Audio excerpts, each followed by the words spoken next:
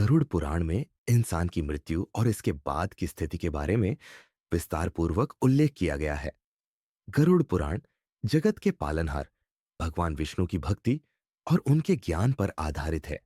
ऐसा माना जाता है कि जीवन में गौदान करने से इंसान को नरक की यातनाओं का सामना नहीं करना पड़ देता है। सनातन धर्म में कई महत्वपूर्ण धार्मिक ग्रंथ हैं। इसमें गरुड़ पुराण भी शामिल है।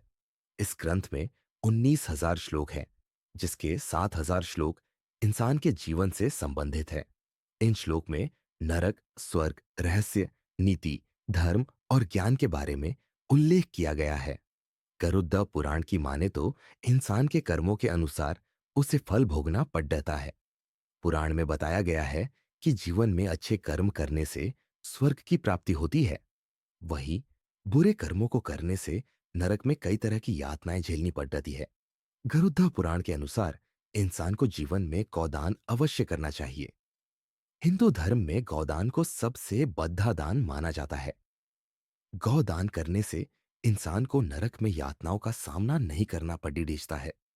ऐसे में आइए जानते हैं क्यों किया जाता है गौदान।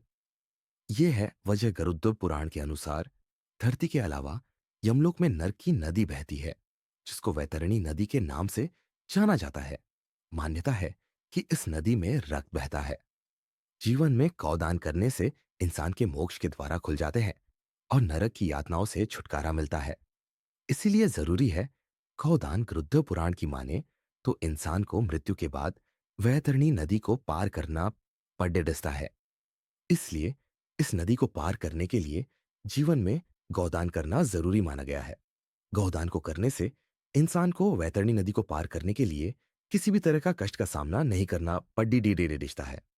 वहीं इस अच्छे कर्म को न करने से नदी को पार करने के लिए कष्टों को झेलना पड़ता है। मान्यता के अनुसार गौदान करने से आत्मा वैतरणी नदी को सफलतापूर्वक पार कर लेती है। इसी वजह से जीवन में गौदान करना जरूरी